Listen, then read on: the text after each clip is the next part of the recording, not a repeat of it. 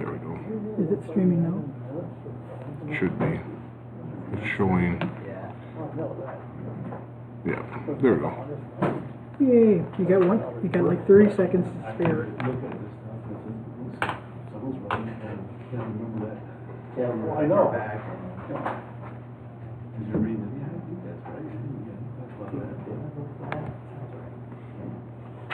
have to watch the video.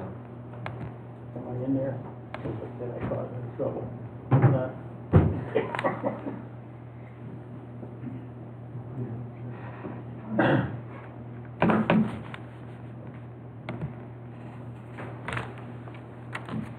Here we go, gentlemen, you ready? 6 o'clock. Ladies and gentlemen, I'm going to call the Village of Vernon Village Board and Plan Commission meeting to order. Today is Wednesday, April 10th at 6 p.m. We're at the Vernon Village Hall. Would you please rise for the pledge of allegiance to the flag in a moment, sorry. I pledge allegiance to the flag of the United States of America and to the republic for which it stands, one nation, under God, indivisible, with liberty and justice for all.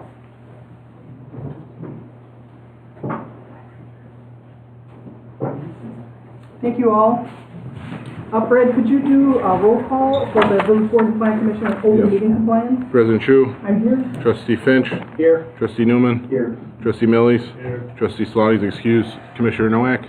Present. Commissioner Rinaldi. Here. Commissioner Alex. Here. This meeting was noticed and posted according to law. Thank you, Brad. Ladies and gentlemen, we have several public hearings tonight. So as we do these public hearings, I'll read the public notice. We're going to have the the planner always gives a synopsis or an overview of what's being applied for. We ask the petitioner if what the planner has stated is correct. We ask for public comments. We ask for comments from the Plan Commission and the board, and it'll go back and forth till everybody's done speaking. So with that, I'm going to read this public notice. Steve, did you want to come up? Because he's got the first public hearing. Eric. Oh, I'm sorry. Notice is hereby given that a joint public hearing at the Village of Vernon between the Village Board and the Village Plan Commission will be held on Wednesday, April 10th at 6 p.m. at the Vernon Village Hall, located at W249 South 8910 Center Drive, to consider a request for the property owned by Craig Hine, applicant Brian Lindgren of Newman Development, for the property located at South 92 West 27720 Edgewood Avenue, Mukwonago, Wisconsin. The properties are identified by VNT number 20919990009, VNT 20919910003, minus the territory that was detached to the village of Mukwonago, which is a 1.67 acres, and the addition of a portion from the village of Mukwonago, parcel number 2091995, a 2.9 acre parcel that went to the village of Vernon, for a total acreage of 34.69 acres. The request is specifically to rezone from RD5 residential district to R3. Sean, would you please give an overview of the applicant's petition? Sure, and we've obviously talked about this in great detail since 2021. So I'll be brief. If there are questions, this is a public hearing. I'll be happy to elaborate or answer questions. The concept is a joint subdivision between the Village of Mukwonago and the Village of Vernon. There will ultimately be 58 single-family lots in the Village of Vernon. As mentioned as part of the overview, there was an attachment and detachment between the two communities. There was an increase of 1.22 acres to the Village of Vernon. The village has made amendments to the R3 zoning district to allow smaller sewer lots, which has been done. We have amended the comprehensive plan for the property in Vernon from recreational to low density residential. And finally, tonight the petitioner is asking for rezoning from the RD5 to the to the R3 residential district. I mentioned that the proposed rezoning is consistent with the amended comprehensive plan. The next step in the process, if this was to be rezoned, would be the preliminary plat be submitted and be reviewed. If you recall, we did amend the land division ordinance to remove the provisions for the residential development control, which would have been a step between the rezoning and the preliminary plat. So that's been removed for any subdivision development that comes forward. So again, it's anticipated that if this is approved tonight, that a preliminary plat will be submitted for review in May. So that's all I have. And as our planner and zoning administrator stated, the Plan Commission and Village Board have seen this and has been working through this proposal for quite some time. So if they don't ask a lot of questions, it's because they're pretty well versed. Did you want to add anything? Did Sean miss anything? I think Sean hit it right on the head. Okay, thank you. Right now I'd ask if there's any public comments in regards to the request that's before the commission and board. Are there any public comments? Well, for the record, right now there are no public comments. Are there any comments from the Plan Commission or Village Board in regards to the request? There are no comments. Oh, excuse me, Commissioner Nowak. This is specifically for rezoning. I don't know how much detail you want to get into the plat at all, or? It's been a long time since we've looked at the concept plan. There was a concept plan submitted as part of the attachment, detachment, rezoning, and comp plan Right. process. I guess the only thing I'd add is that it's 58 single-family lots ranging from 9,000 square feet to 24,000 square feet. Some of those details could change when the preliminary plat is submitted. I'm not sure. I haven't looked at this. Well, I see it's on the agenda for next month for the review of the final plat. And The preliminary. there's concerns that we have now, do you want us to bring them out, or? The preliminary plat will be next week. Yeah, Preliminary, right? Right. So that's when you make. you can talk about anything you want. I mean, it's a public hearing. So if you want to make it known as part of the rezoning concern, sure, I think that's okay. Well, I've got a few notes here that I want to go through. One of them concerns the building of a cul-de-sac on the end of that dead-end road that we've got. In the very On the northeast corner. corner, right. I'd like to see a cul-de-sac put in there so that there's no possibility of extending that sewer at any time in the future. Okay. I question why there's an outlot 5. Seems like it's just empty land stuck back there with no access to it. Okay. I also have a concern with outlot 4. There's no access to that. There's a little pond on there. I don't know who's going to take care of that. Anything else, Dan? The only other thing I've got is the lots on the north end of the property abutting the commercial properties. There's no buffer, right? There's got to be a berm and some plantings on there to protect people in Vernon from commercial properties.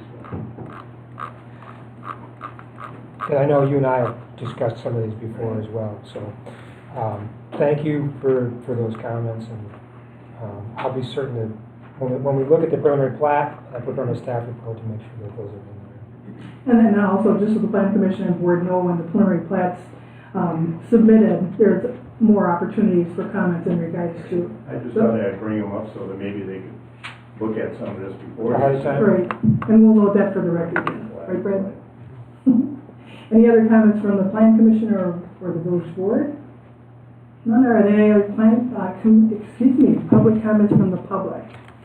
Any other public comments? We'll note for the record that there's no public comments or comments from the Village Board or Plan Commission, so I'll close the public hearing. We are now on item number 6, the discussion of the request that's brought before the Plan Commission.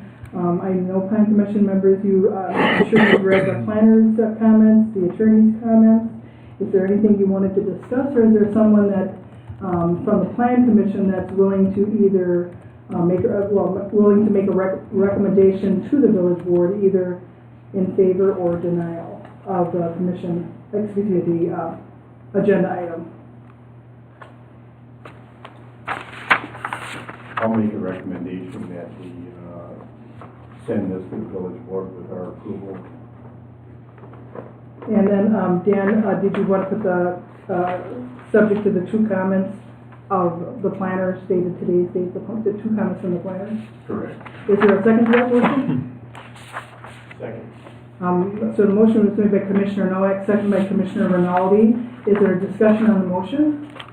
Discussion, hearing none, all in favor of the motion signify by saying aye. Aye. Opposed? Motion carried.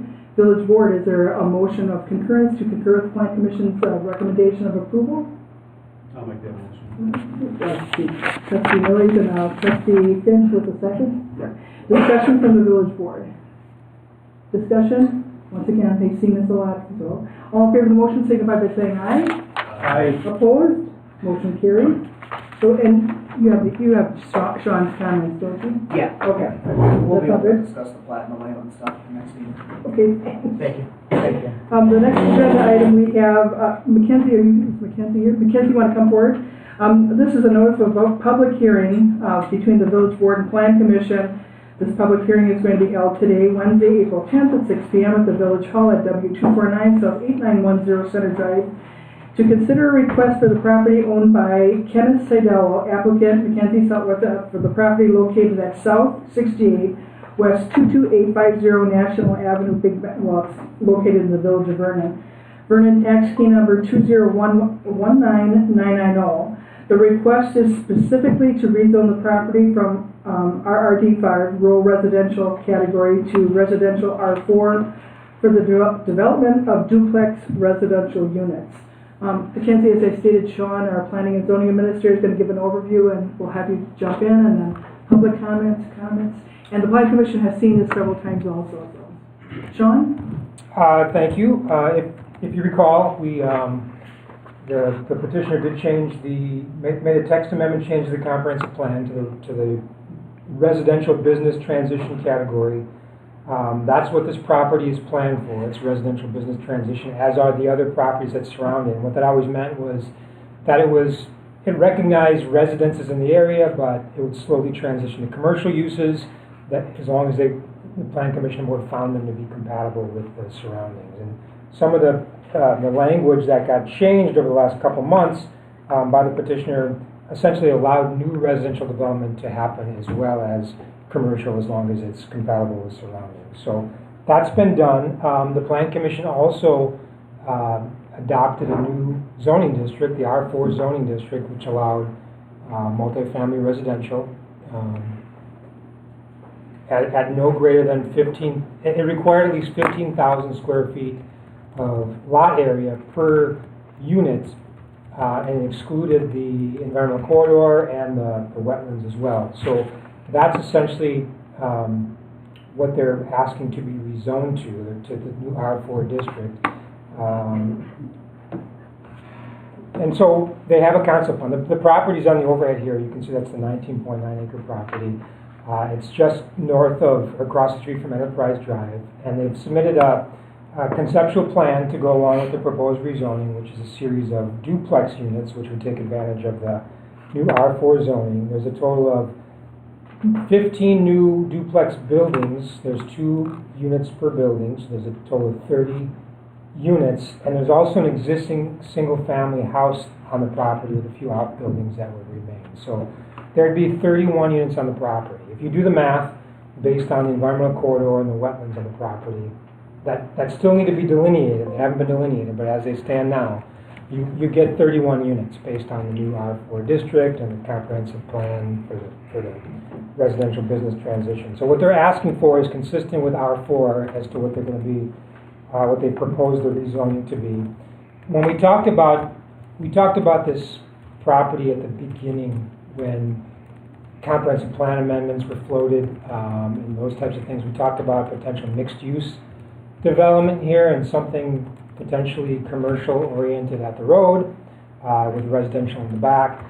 The petitioner did come back and was proposing a PUD to essentially have storage units at the front and then residential in the back. And in discussion with the petitioner, I thought, it was my recommendation, one, R4 doesn't allow PUD to happen, so it would have to be a new lot that would be split off to be commercial. So that's a possibility to happen, but I wasn't in favor, and I gave direction to the petitioner that storage units in front of the residential would probably not be a great idea, to have to drive by the storage units to get to your residence and back. It wouldn't. There's no point in doing a mixed-use development if the commercial is going to be storage. So that's the direction I gave, and so they've come back with this entirely residential layout. I guess I have a few comments and concerns. One concern is the location of the street. It doesn't line up with Enterprise Drive. National Avenue is a county road, so that's not our decision as in terms of where the access point goes. We'll hear from the petitioner soon, but certainly they'd have to get approval from Waukesha County for that access point. It would be ideal to be right across the street from Enterprise Drive, but that conflicts with the existing house that's there, so that may not be possible. So that remains to be seen. They do show some conceptual stormwater management in the back as well, and that would have to be approved by Waukesha County. The way the development would work is it's going to be one lot. These would all be on one lot, so these aren't going to be platted. There's no preliminary plat or final plat that happens with this, but they will have to come back for site plan of operation. We will look at the site as a whole, we'll look at the grading, we'll look at the buildings, the architecture. All those things have to be approved by the Plan Commission Board if this does go forward. The length of the street, this is a private street or private driveway. It is shown to be built at basically 24 feet as to what a public road would be, and the cul-de-sac diameter is essentially the same as what a public road would be as well. This does get about to the limit of what we would allow for a public street with a waiver to allow 1,200 linear feet. So normally it's 600. This is about 1,200 to the longest point, but that only kicks in with a plat. They're not platting anything here. It's not a public road, so I'd only ask that the fire chief take a look at this and make sure it's okay before it goes any further, and whether or not this has to be pulled back. So I think that's all I have for comments. Mackenzie, did you want to add anything to Sean's comments? Yeah, I guess just a couple of things. I will say, and Ken, you can correct me if I'm wrong, but I believe the preferred option would be for all of this to be a residential development, no commercial.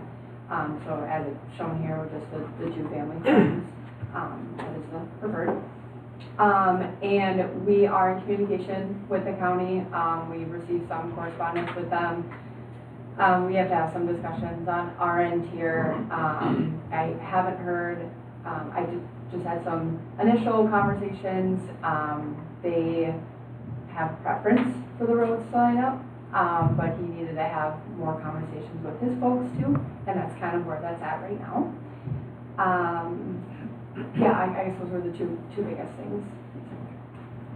Okay. Are there any comments from the public? Somebody say, sir? Yeah. Mackenzie, do you mind stepping Not a problem. down? Sir, if you could come forward and just state your name and address for the record? Sure. Thanks, Mackenzie. Yeah, thank you. I'm Dennis Bockley, CSI, West 232, South 6820, Millbrook Circle.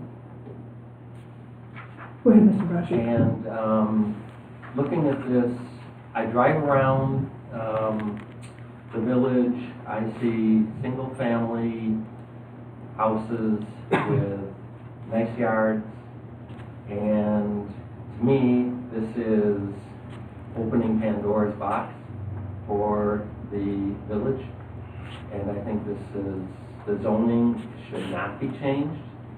It should be single-family residential.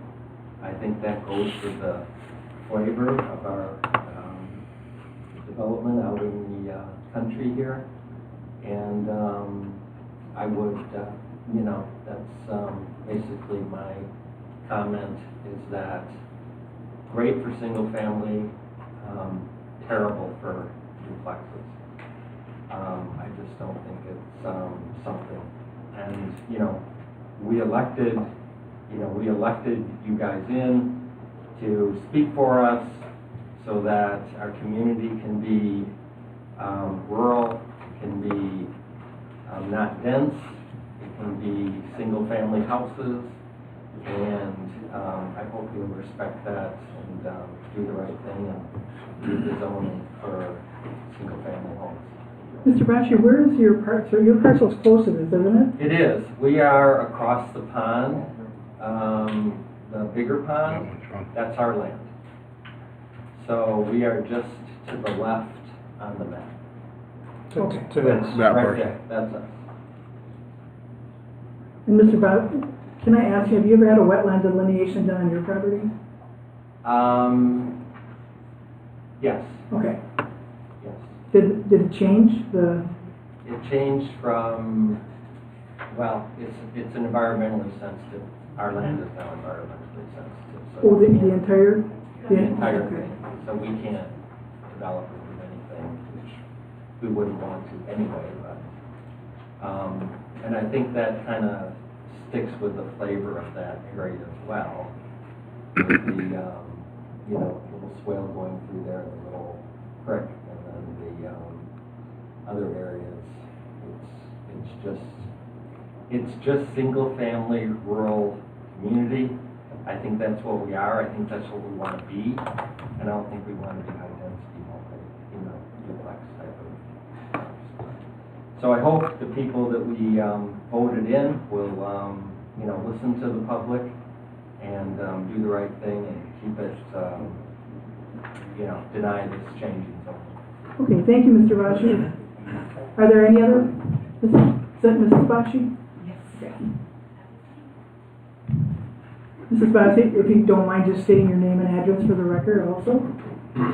Jana, J-A-N-A. Bashi is B as in boy, O-S-C-H-I. Address, Yes. W232 S 6820 Millbrook Circle. And so as we've talked about that property that kind of butts up to it, part of it's environmentally sensitive. And the environmentally sensitive area happened, the delineation, after we built our house, and that actually line that goes right through our house. And the thought of putting in duplexes as opposed to single-family homes in a sensitive area like that is just kind of, it doesn't feel right. And I can't imagine the impact of having 31 families, because that's a lot of wear and tear on the property. We have restrictions from where we live, and we appreciate that. So keep that in mind. Okay, any other comments? That's it? Sir?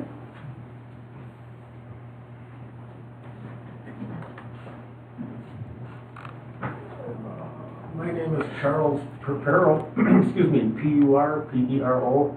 I live at South 70 West 23090 National Avenue. And my property is just south of the Bashis, right there. I echo a lot of Dennis and Jenna's concerns with our property. I purchased that 32 years ago. And the property to the east had dropped 30 rental units in it. I don't want that butting up against my land. I obviously don't want the zoning changed. And it just introduces a lot of negativity, a lot of traffic, foot traffic. I have trails cut through my woods, and I know how kids can be, and we were all kids at one point. They get curious.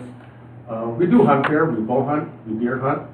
We shoot crossbows, target practice within, all of the ordinances of the county and state. And single family is fine, but you dropped in 30 units there, who knows what's going to happen? But that's just my concern. So I don't want the zoning change. Thank you, Mr. Perro. Sure. Are there any other public comments? And just so the public knows, we'll go to the Plan Commission and the board, and if you have additional comments, we'd be happy to hear them. So at this point in time, I would turn the comments over to the Plan Commission and Village Board in regards to the request. Are there any comments, Dan? Sean, what are the permitted uses in the R4? Can you go over that for us? Sure, I'd have to find the district. It'll just take me a second. And Sean, what happens if the wetland delineation changes? Well, if the the delineation changes or the environmental corridor changes, their density would change. Okay. So the way the approval condition is written, if you were to approve it, is essentially development or redevelopment of the property shall be substantially consistent with the plans presented tonight, except as modified. Detailed development plan shall be submitted, and then some of the conditions talked about requiring the delineation as part of it. So you're approving the rezoning, but ultimately the densities depends on whatever the delineation would be. Because I thought there was do you remember when MW Marine wanted to buy this parcel, Dan? Were you around then? Yeah. And they did a wetland delineation and they, There's been delineation done, it just wasn't in the last 5 years. right, So so it's gotta be updated? it has to be updated, yeah. But, yeah, I'm just trying to get to the file here. Any other comments while Sean's looking for the R4 narrative on, I know you've seen this before. Right. Wetland and back where you can't have the road connect instead of the cul-de-sacs. Say that again? You know, where the two cul-de-sacs are, you just can't have the road loop around to connect each other. Is that wetland back there? There's some wetland down here, right? So there's some map wetland here. Right in between. And so back, Yeah. let me just open the, I'm trying to do too many things at Yeah, once. so you can go right there, So there's some wetland here, you see that? yeah. I don't know if you could squeeze the road through there to connect them versus cul-de-sacs. This doesn't, I mean, you're not saving really anything by doing that in terms of emergency access or anything else, but It's easier for the guys plowing. yeah, that might be easier if there's a They're loop not gonna plow road. it, it's a It private needs to be a road. private road. True. And Someone's got to plow it Yeah. ultimately. and the garbage is, all their garbage has to be picked up on the end of the road. That's gonna be fun.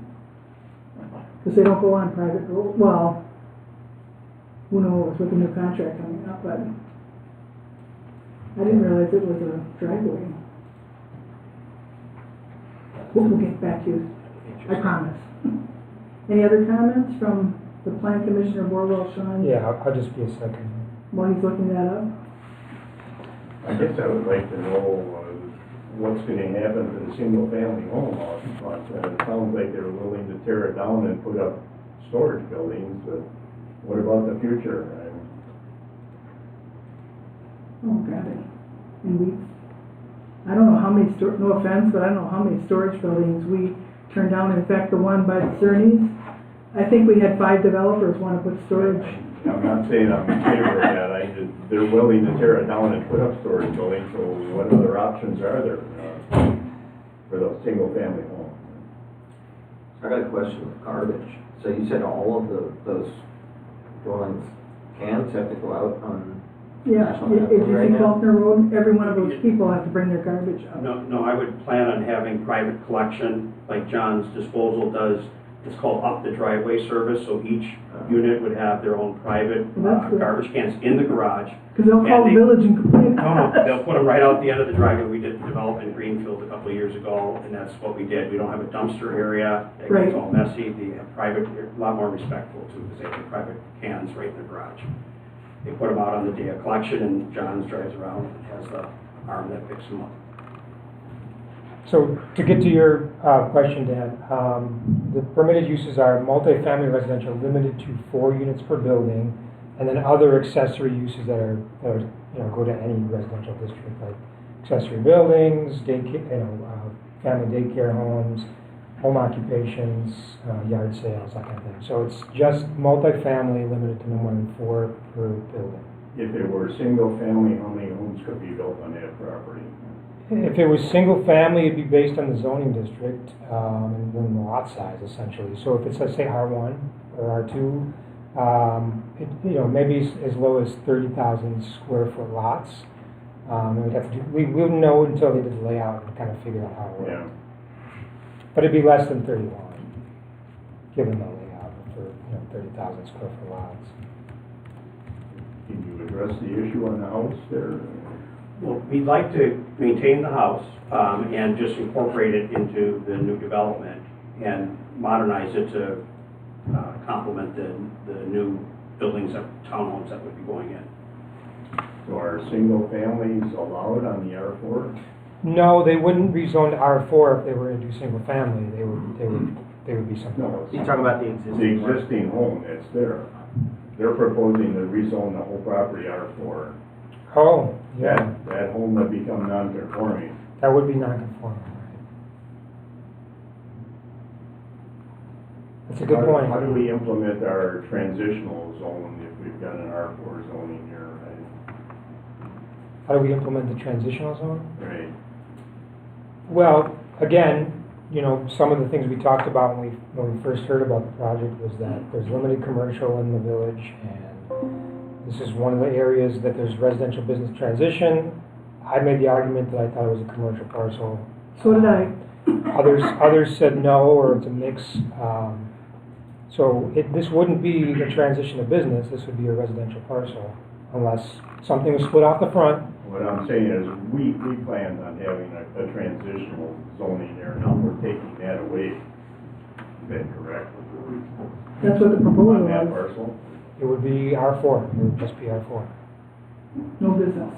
So if they But we split, could have business on each side, we could have business up front, yes. Where the home is now could potentially be a business, yes. not under R4. No, it would be split off and zoned something else. Right, so I'm not in favor of rezoning it if we don't have that business property out in front.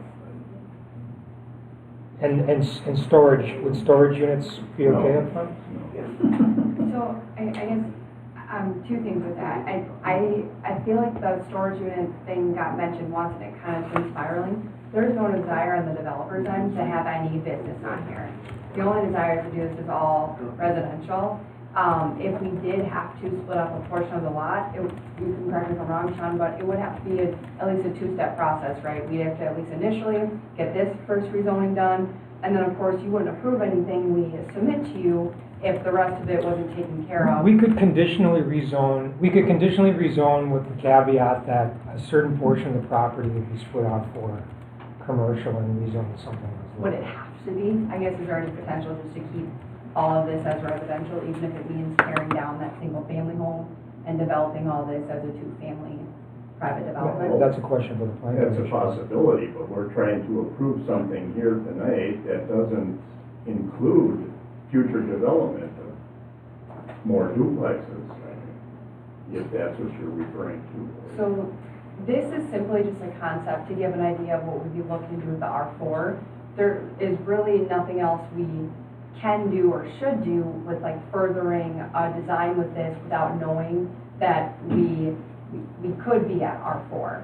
And so, but you don't have to approve anything we give to you if you say this can be rezoned to R4 if it doesn't fit A, those standards, or B, what you want to see.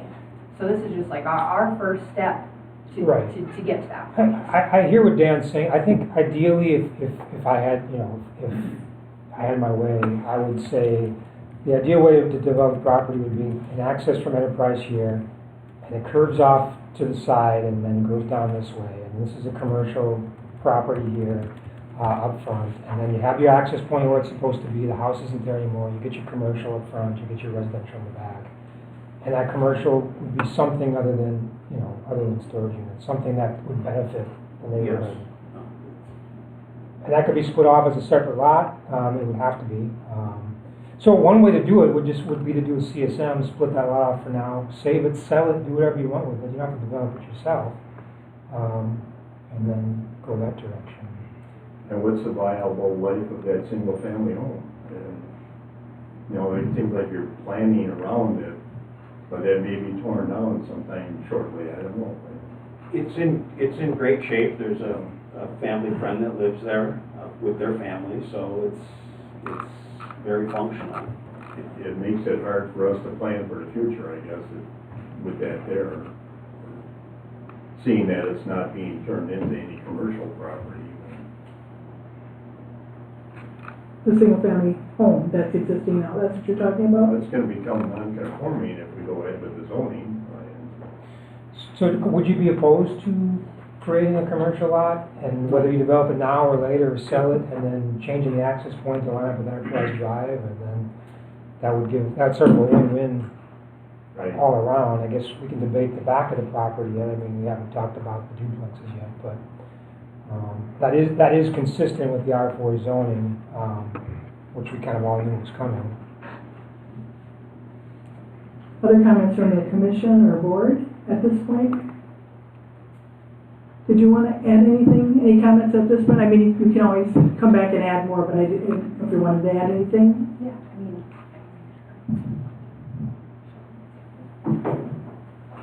I mean, just a couple of examples of what these would look like, just options. I just feel like there's always a little bit of like a stigma on two-family homes. I don't know if you guys want to pass Want to pass them them around? Yeah. But, I mean, unfortunately, in reality, there's a lot of folks who aren't able to afford a single-family home, and that gives us, gives that opportunity, so. Commissioner Rinaldi, can you speak into your microphone? What can we do to appreciate the comments of the neighbors that are fearful, I think, appropriately so, of number of children and wandering into hunting land? So I guess I will say that typically when we see developments like this, and we do countless developments of this kind, these two-family are very popular. You typically see folks who are at like retirement age. Not that it can, it's not restricted to that necessarily. Of course not, Active no. adults. And that just, because there's less maintenance, it's a private development, so there's just less that needs to be taken care of on their end. A lot of times, these are built at zero grade for that intention too. Even the garage sometimes lines up at the same first floor elevation, which, isn't standard house construction. So, I mean, obviously we can't guarantee that, but typically with these, that is what we see. Yeah, no, exactly. It's more active adults. They might be snowbirds that want to still live in Wisconsin and travel, so they don't want a single-family home. And I will say too, in regard to the concerns about the environmental corridors and wetlands there and how it's, an environmentally sensitive lot, there are so many rules and restrictions that are set forth by the county and the state that limit, we can't disturb any of that. And, there's a reason that delineations have to be, they're only good for 5 years now. I mean, that rule changed only around a decade ago before they were good for, double that amount of time. And so it's been a lot more stringent. I'm sure as a builder, Ken feels that. And so, I mean, our hands are tied. Those rules and regulations simply have to be followed for the environmental corridors and the wetlands. And with how beautiful this property is in the back, it's truly a better use than a bunch of commercial buildings, is how we look at it. There's not as much frontage on National Avenue. That's what brought us to this point right now, is to utilize that. And, So, I appreciate what you're saying as far as environmental restrictions, but regarding the neighbor concerns, all I really heard was, between the lines, there might not be many children there. we could do different things with fencing to keep people. We could put up signage on the fencing that stops anybody that lives in this development from wandering in. A lot of this is so much swamp and wetland that you're not walking through any of this. It's heavy. I know from what was my mom's retirement condo area, what was pretty, I wouldn't say exclusive, but high percentage retirement people years ago. Now there's actually younger people moving into those places, not necessarily, 20-somethings, but younger people than the seniors that are going in there, just because they don't want to deal with all the house maintenance and whatnot issues. So it's all, that's the condo perspective. Here they're having to take care of their own, right? These are their own. No. This would be operated and managed, for all maintenance, all grass So cutting. it's a similar setup. And being all private, private drive that's not maintained by the city, the garbage collection is separate. We've seen pictures of the outside. What are you planning on the inside? 1 bedroom, 2 bedroom, Typically 2-bedroom units. 2 bedroom max. Yeah. Whereas if you had a single family home there, you could have 5, 6 bedrooms in it. Right, and you're still gonna have children, and you're likely to have less children with a development like this than in a single family. We do like children. You do. I have 6 of my own. 2 are here tonight. Other comments from the commission or? Yeah, I don't disagree with some of the planning commission members. I'm actually even less concerned about the wetland. It doesn't look like they're disturbing any, and if it has to be, I guess, reevaluated, Oh, yeah. the state is pretty strict about that. I definitely agree with the fencing idea. I think having a fence up would not only protect those landowners on the, northwest-ish side, but also we have that RV park area, on the opposite end of that. Yeah. If there would be small children, we wouldn't want them lingering through that area either.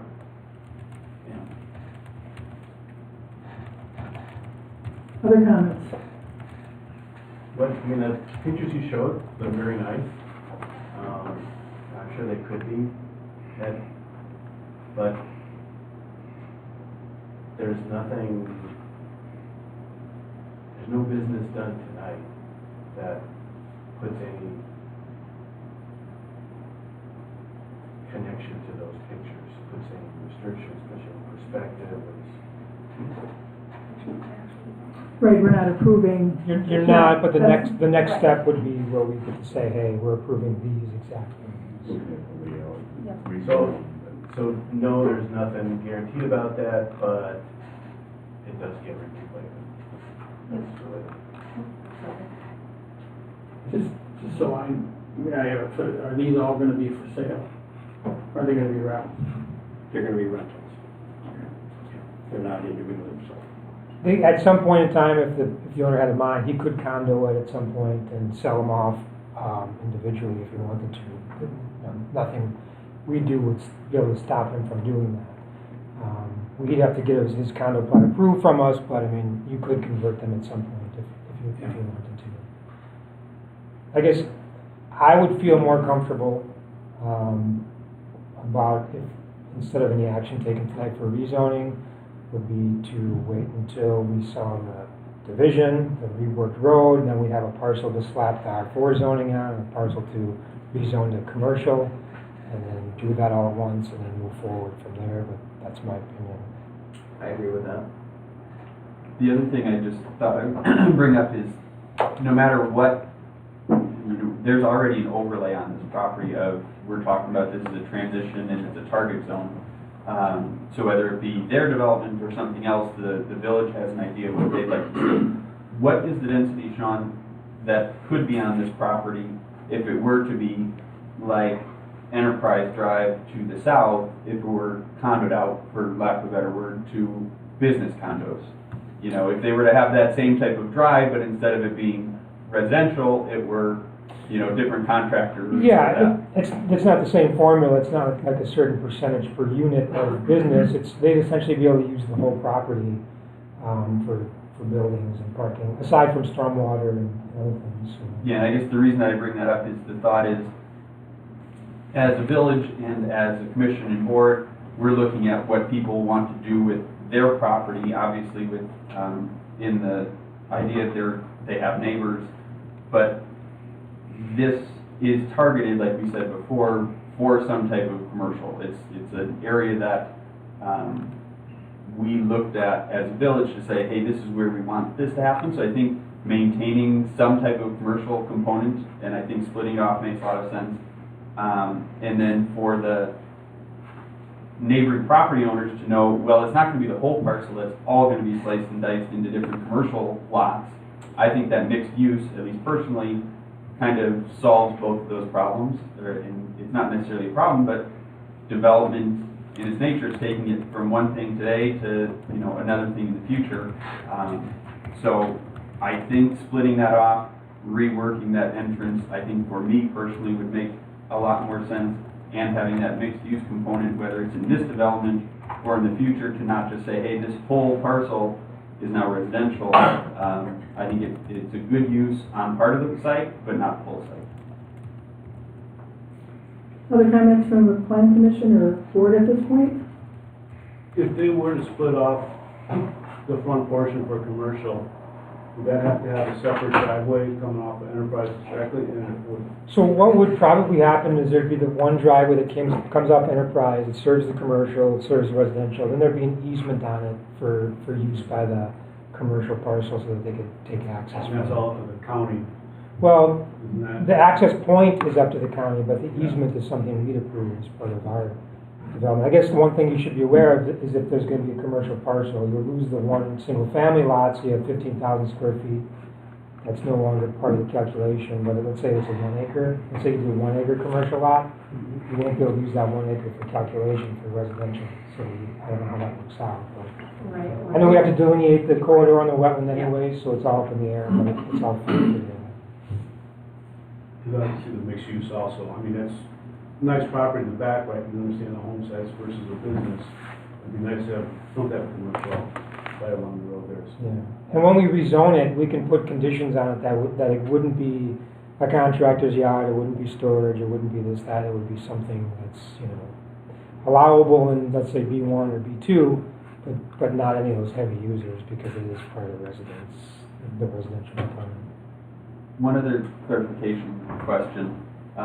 Typically, a rezoning is for the property, not necessarily like for a specific development.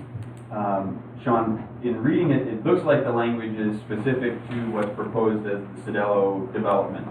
Let's say that plans get down the road and, it dies on the vine. Mm-hmm. The zoning, does it revert back to transition, or does it stay in our? Well, the zoning right now is RD5. So right? it They'll just revert back to If it R. doesn't get developed according to the plans, based on the conditions of approval, it'll revert back. Yeah. Okay. Any other comments from the plan commission or board at this point? And did you want to add anything before I go back to the public? I guess I just want to add one more thing. Just the fact that the Cedellos are looking to develop this as a private development and maintaining it all themselves.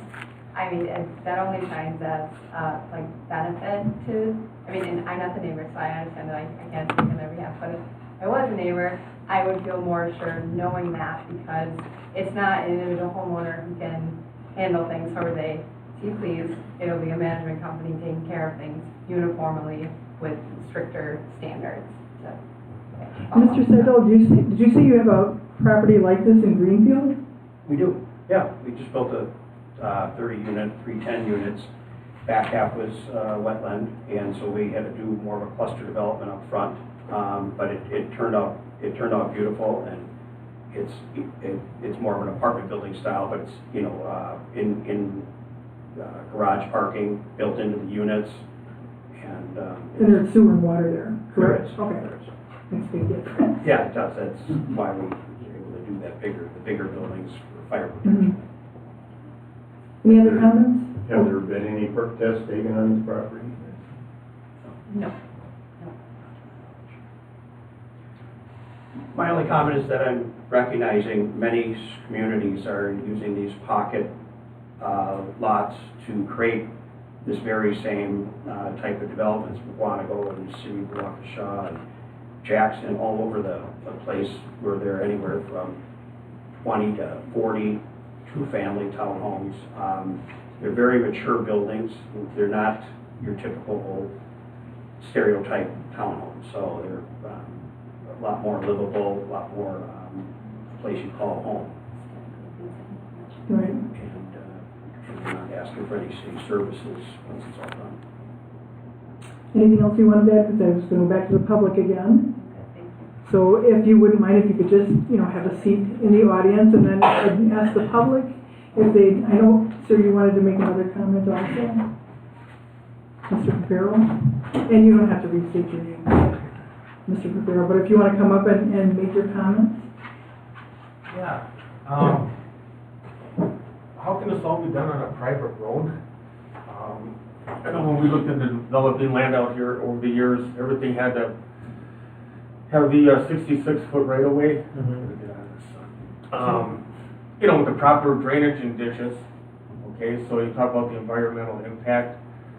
Where's all of this runoff water going to go? Is there a retention pond? Is the plan?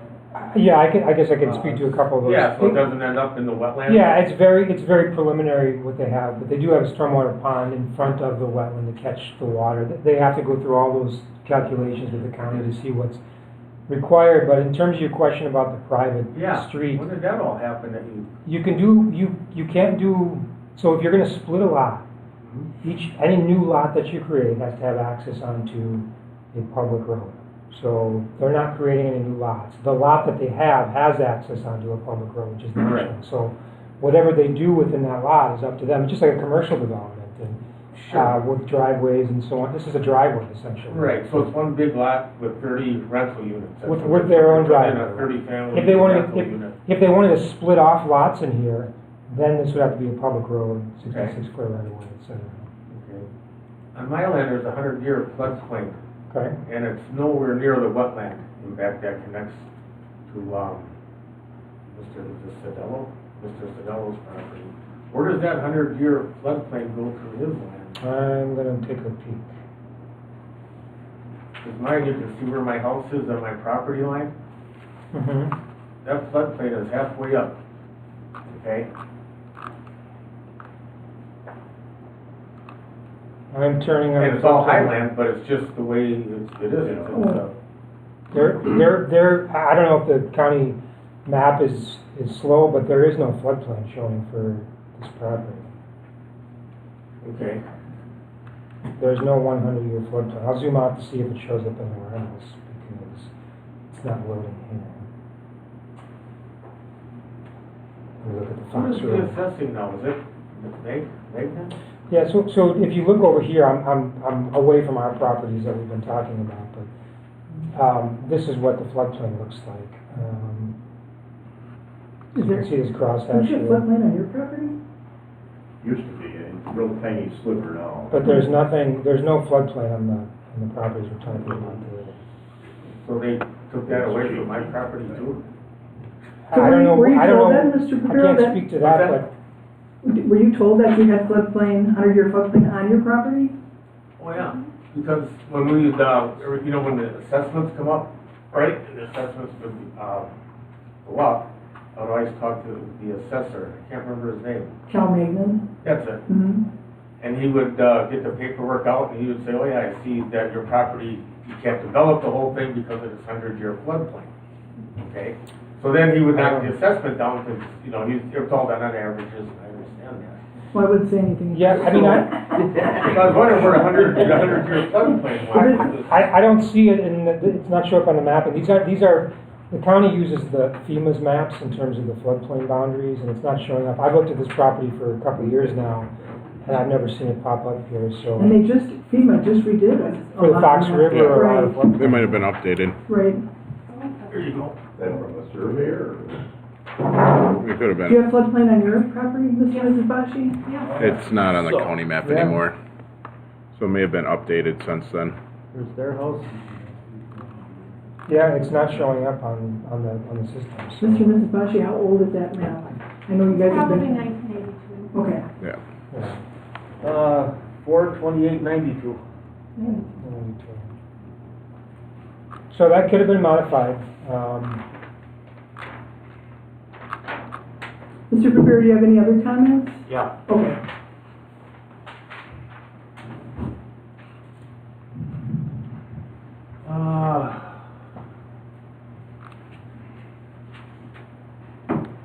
This young lady mentioned that they're looking to provide, housing for people that can't afford a single-family home.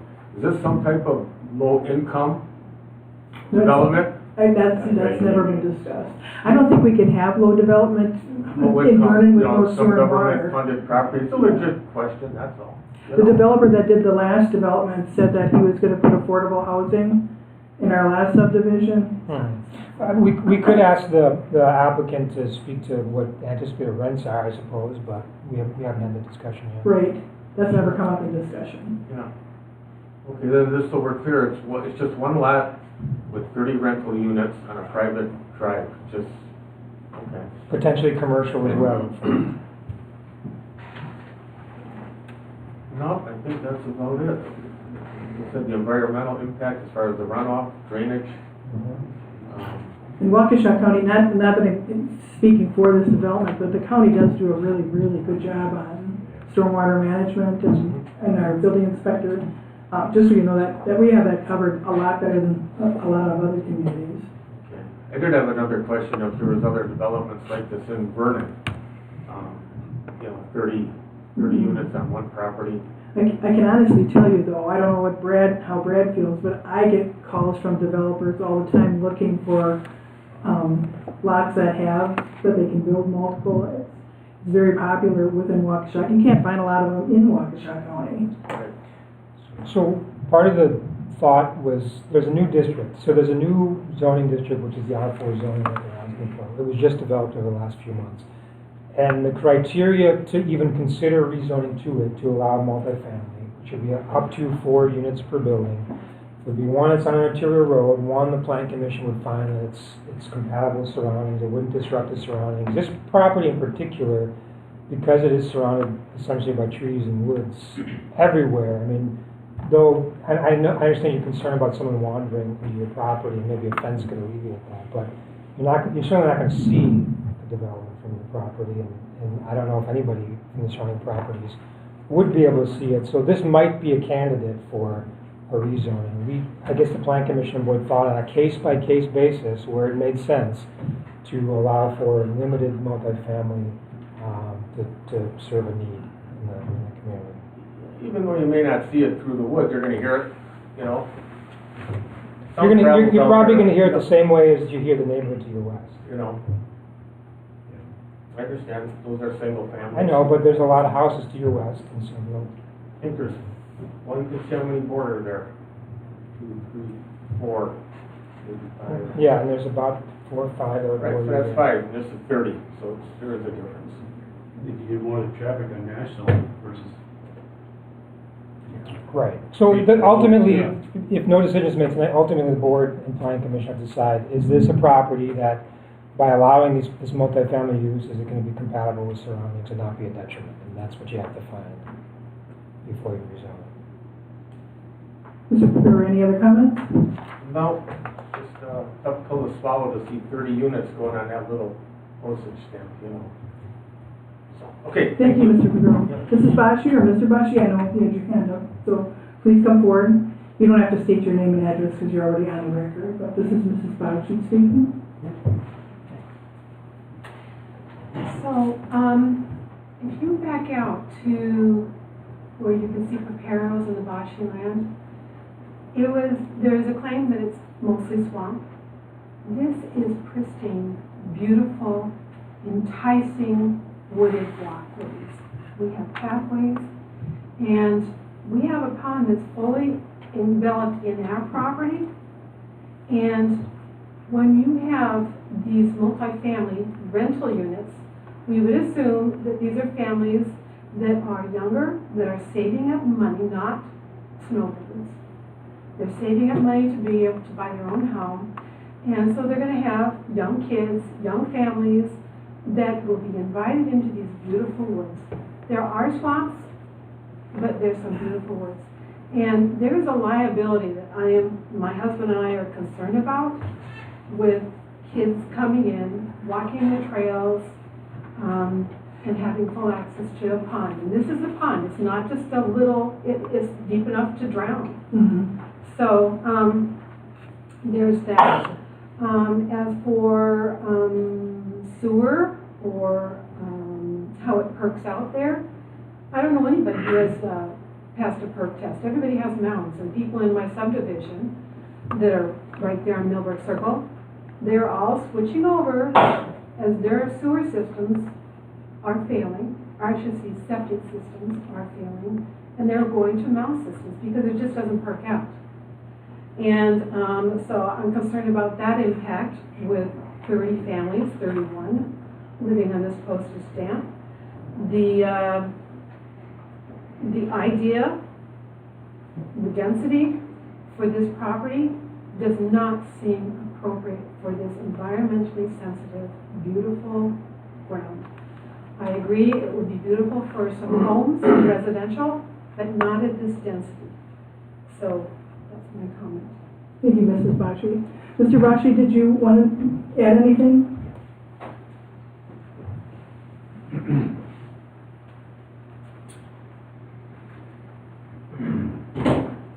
Did the applicant state what happens if this doesn't work out?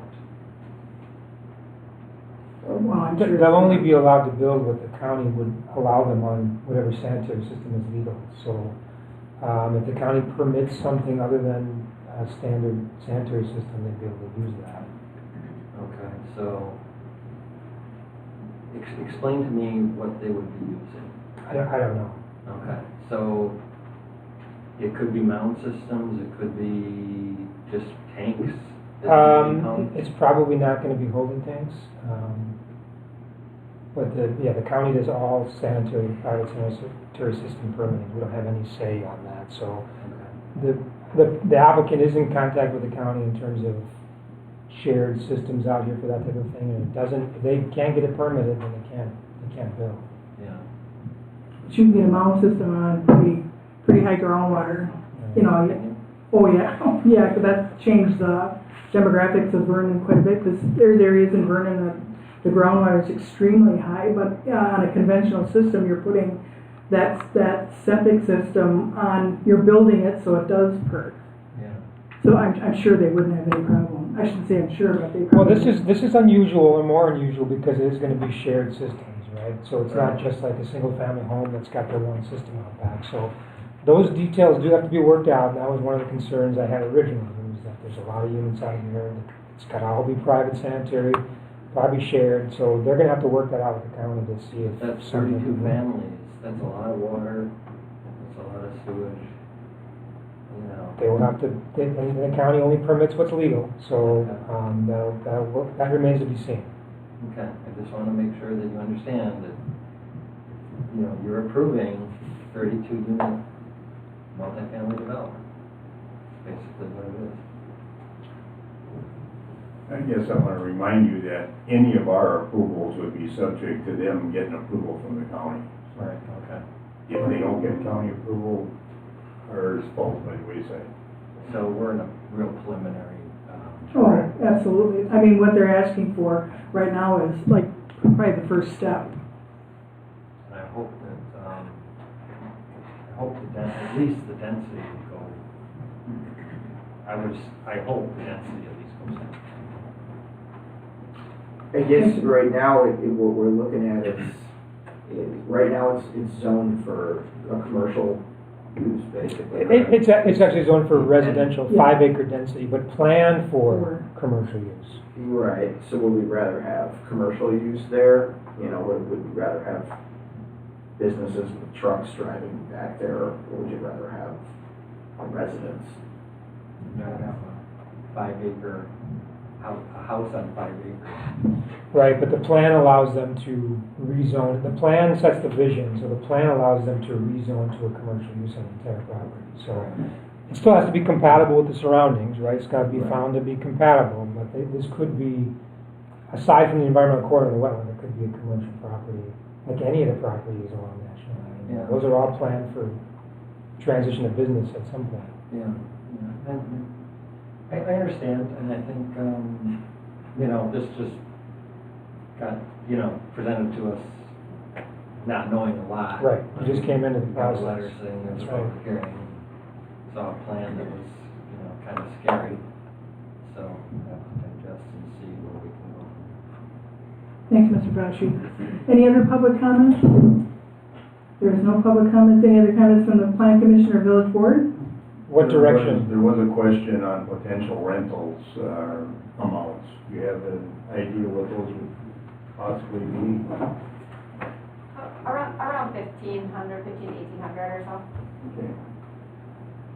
Sean, I'm sorry, I cut you off. No, I was just gonna say we should give them direction in terms of what you want to see them come back with, if you don't take action tonight.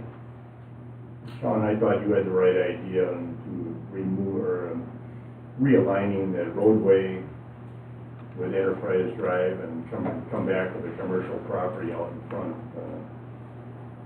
So having a commercial lot here, having a driveway that comes in here. Correct. Basically two lots conceptually or final CSM? Conceptually. Well, could we just hold the public hearing open so they could gather more information and continue it Yeah, you could keep it open. open? You That could- way, they could gather more information, we could get some more information. I've got a couple of questions that nobody can answer, they're my own thing, but if we wouldn't close the public hearing, that way we can come back next month and continue it, maybe have more information for both residential and the developer and see. Yeah, What do you some think? modified layout, Right. some new lots, you can decide then.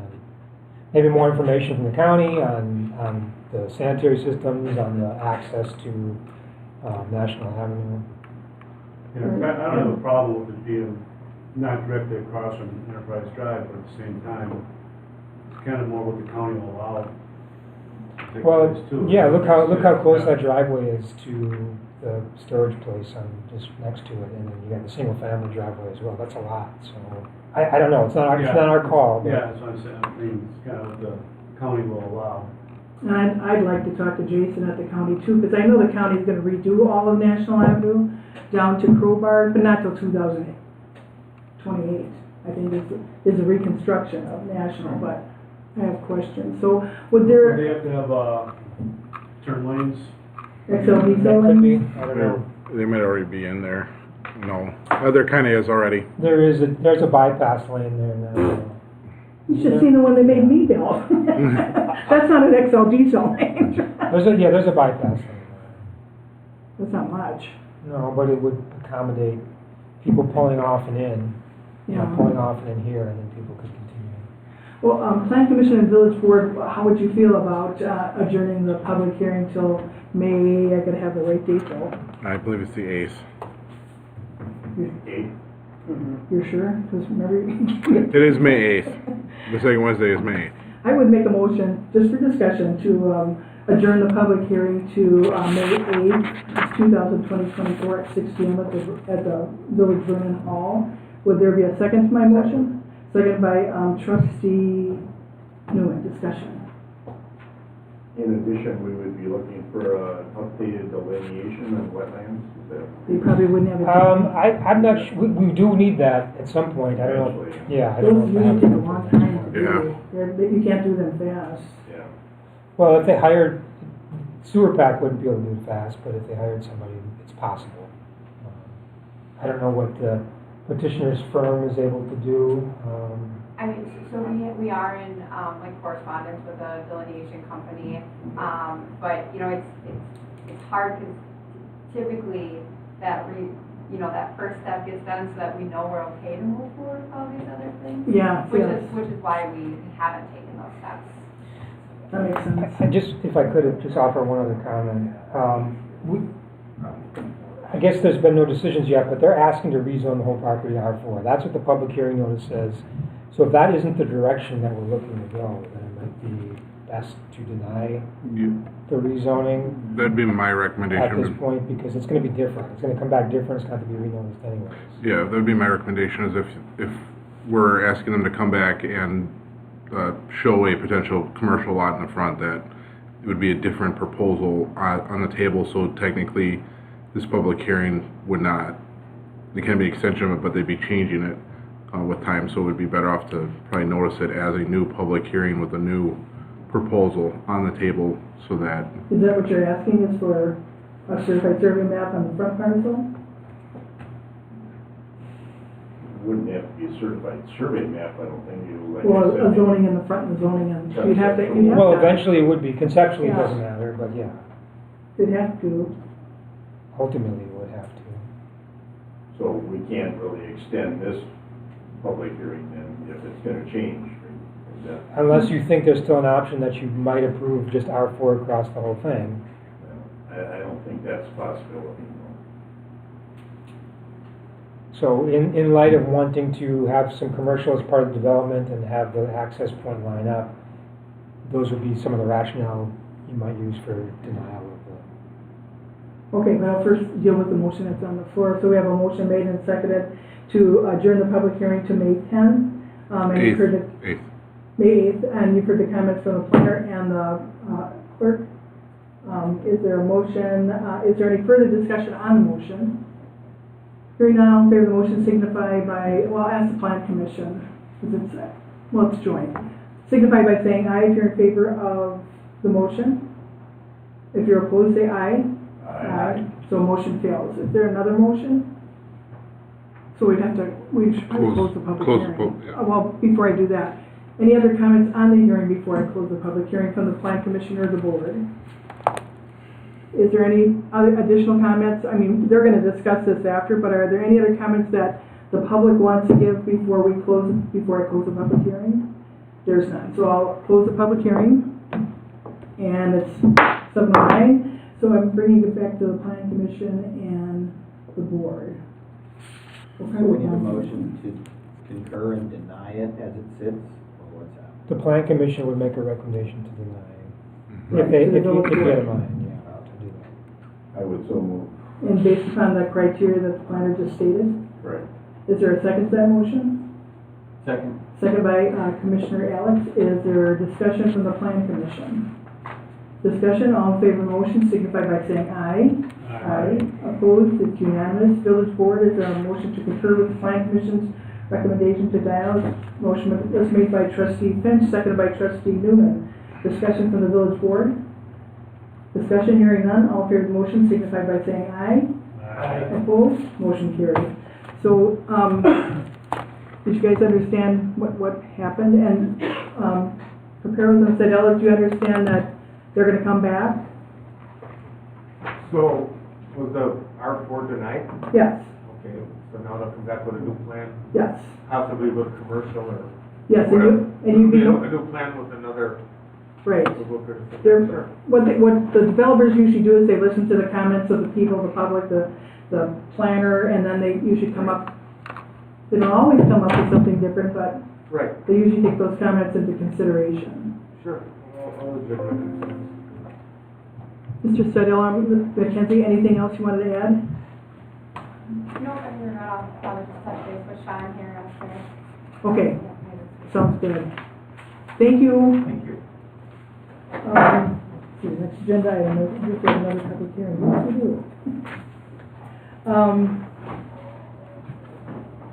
The next public hearing we have is, it will be held with the Village Board and Planning Commission on today, April 10th, approximately at 6 p.m. at the Vernon Village Hall at W249 South 8910 Center Drive, to consider a request for Matt Schultz for doing business as Rev Motorsports for the property owned by R&S Kellon Real Estate LLC, located at South 90 West 27545 National Avenue in the Village of Vernon. Property tax key number BNT 2090994 for the issuance of a conditional use permit to allow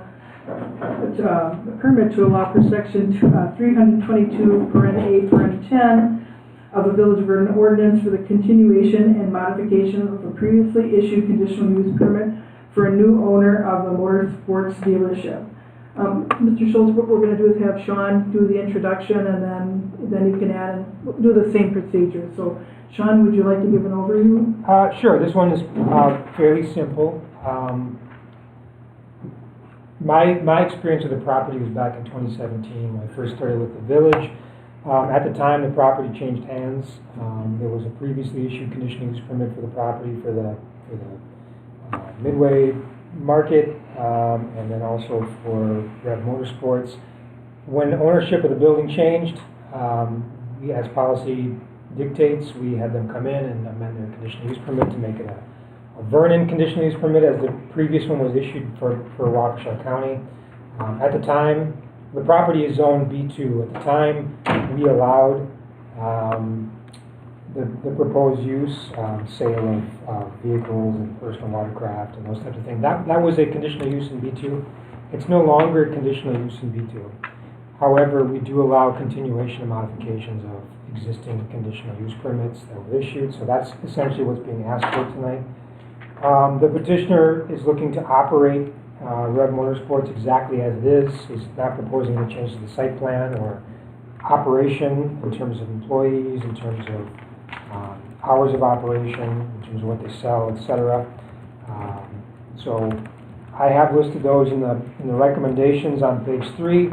Essentially, it's all the conditions that were previously a part of the original conditional use permit would just be rolled over into this new one for Matt Schultz, doing business as Performance Products, and Rev Motorsports for essentially the east half of the property and the building. So, unless there's questions, that's all I have. Matt, is there anything you wanted to add to Sean's comments? No, that was. And I just wanted to state for the record, when Charlie had it, I don't know the previous owner before Charlie, but there's never ever been an issue with the Sheriff's Department or any complaints in regards to that business. With that, Matt, if you don't mind, what we'll do is, once again, we're going to open up to the public to see if anybody's got any comments, and Plan Commission and Board. So at this point, is there anybody in the public that would like to give comments in regards to the conditional use permit that's being proposed by Matt Schultz? There are none so far in the public. What I would do right now is ask the Plan Commission or the Village Board if they have any comments in regards to the request before you. I have a question for Sean again. In that previous conditional use from Waukesha County, was there anything in there about noise? No. I wonder if we should consider that, seeing that we may have a lot of residences in close proximity now. Where he is at? What do you, as an example, what do you have in mind? Running these machines or testing them outside, I don't know. I think there's more noise at, no offense, Road Track and Trail than there is by. Well, that's a possibility, I'm just. And I know Charlie, he's not a personal friend, but when Charlie had it, he had, machinery there. And anybody, I live on National Avenue, so a little, your motorcycle, so it's not a big deal, but, it's a valid concern, but I just want to, again, we've never had that, concern, even where, sometimes they're running around on the property, that's never been an issue. Okay. And we do have an ordinance. Matt, if God forbid you do something naughty, then we have, something to do. But if that ever becomes an issue, we do have ordinances in place that would handle that. I realize that. It hasn't been an issue in the past, Right. but with new residences potentially being close by, I thought maybe it would be a concern. Yeah. If Good nobody point, feels Dan. it's necessary, it's fine. Any other comments from Plan Commission or Village Board? Just a question for Sean. I noticed that it's not in the B2. Is that just because all conditional uses were eliminated from it? And at what point, and this is not specific to this one, but how do we see dealing with that for other businesses who are, we're kind of transferring this, even though it's not transferable, it's grandfathered in, some people would consider it. Do we not think this is a good use in a B2? At what point do we write the language so that we're not having to have these one-off types of scenarios, I guess?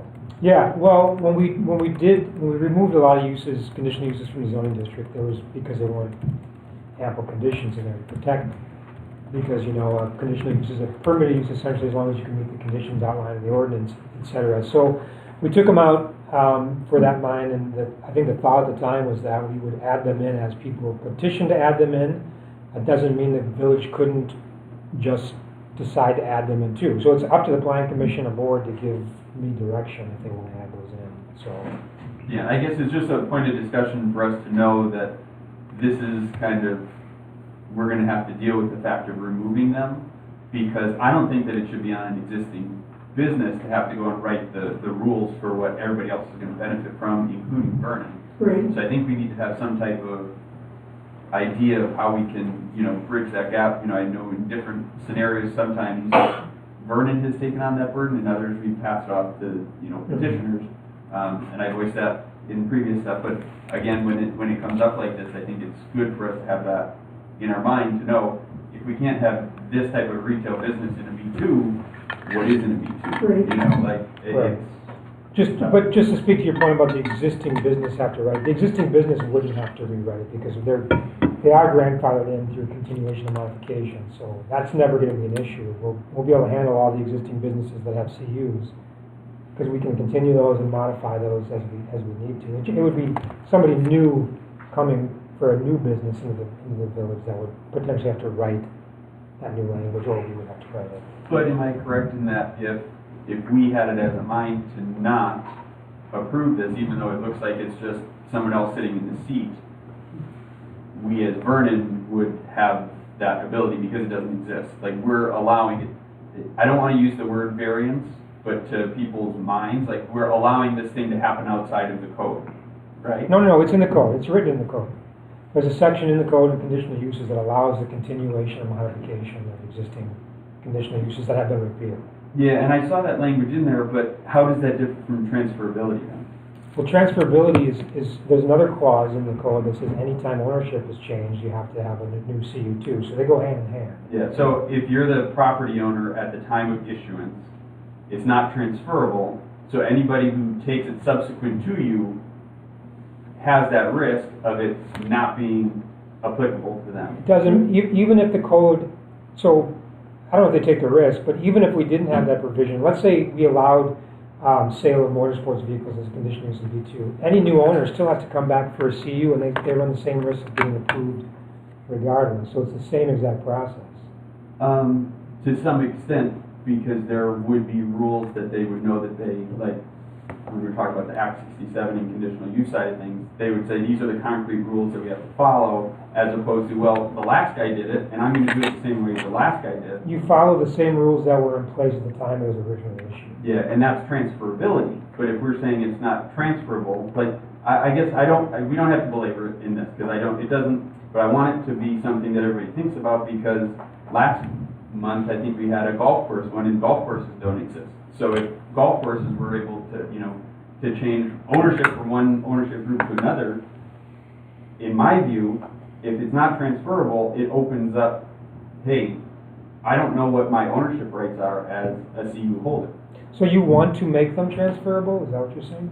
I think if somebody else is going to step into the same shoes and the only thing that's different is the name on the piece of paper, I think everybody who's a neighbor or has, been around that property, as a CU holder, you improve your property or run your business in a way that the village and you agree to. You do that for X number of years. You should have some certainty that, hey, if I keep, and we use the word in here, the status quo, if we keep the status quo, whether it's, my brother Joe or some other buyer, as long as they're willing to step into our shoes, it's going to stay status quo.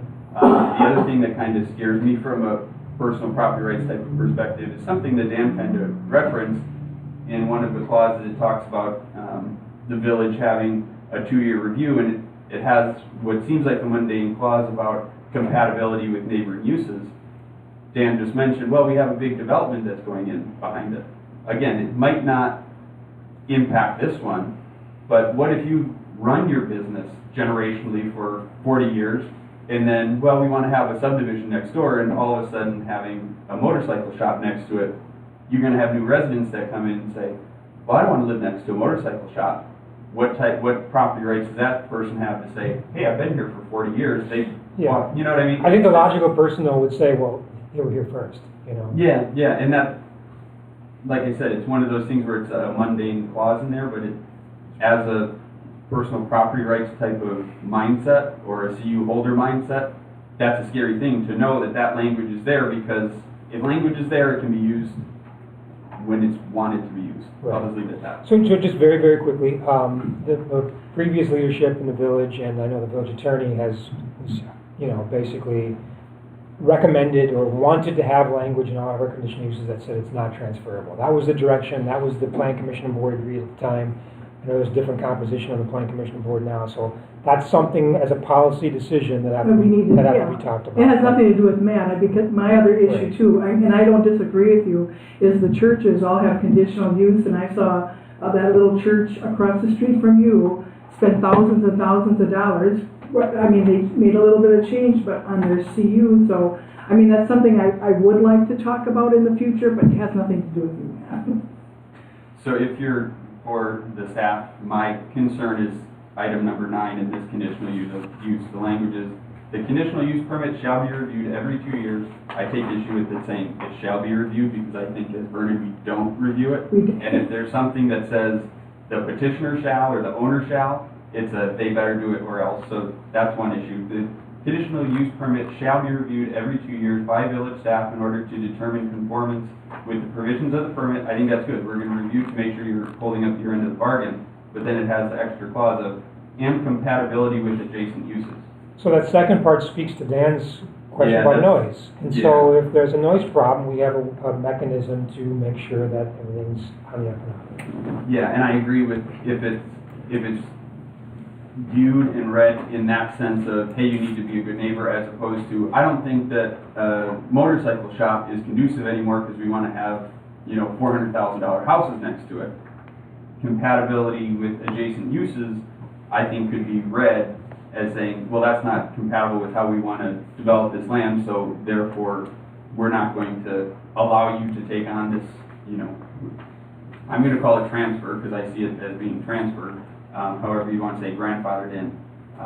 Again, just something that I have a concern with, nothing having to do with this application, but just, this is the only, I thought some of the same things. this is the only venue, and one of the things as a conditional use holder, you're told, here are the terms, and it's, you might have questions, but you're like, well, I'm not going to upset the apple cart if I don't like the verbiage of this or the verbiage of that. If it seems like it's, well, just stay status quo and we're good to go. If it were as simple as that. What do you recommend for number 9? May. Besides May, what about the second part, the compatibility with adjacent uses? I think it's taken care of in order to determine conformance with the provisions of the permit. I think something like a noise ordinance we already have in other parts of the code. If they're being too loud, we have, 65 decibels at a lot line? So just strike it after provisions of the permit and strike and compatibility with adjacent uses. Yeah. How does the commission feel about that, or board? Have any objection to that? What are the planner's thoughts on that? Well, I wrote it, so, I mean, you know my thoughts, but I'm open to suggestions. I mean, I hate to say it, I don't think the only time we've ever reviewed a conditional use permit is if there's a problem. We have a lot of them out there. Right. This 2 years thing is in the ordinance. So Right. that requirement to review them every 2 years is in the ordinance. And probably should be. Maybe just even pull out the piece of paper and look at the. Well, we've done that, Pull out the paper and. I can tell you who's not conforming, but no. List of complaints. Well, they're not on that list of complaints, so everything should be fine. Right. That could be a review. Yeah, and I think the language talks about compatibility with adjacent uses in the ordinance as well. So this is straight out of the zoning ordinance in terms of what we're required to do for CUs, but It'd be nice too, like with A, if you could just transfer the conditional use by paying a fee and giving the new person, here's your previous. right, the ordinance also, and- I know, the ordinance also said that you can't transfer them without a new conditional use permit. So it sounds like you may want to be revisiting the rules of the conditional use process. Unfortunately, Matt came before that. But that's something we'll take a look See what you at. started, Matt. I mean, we do have CUs that, they're so old that they do transfer.